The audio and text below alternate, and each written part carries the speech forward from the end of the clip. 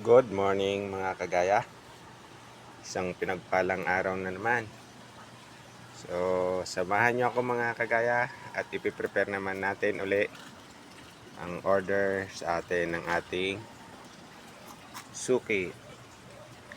So, ipiprepare natin yung order niyang lettuce sa araw na ito. Samahan nyo ako mga kagaya.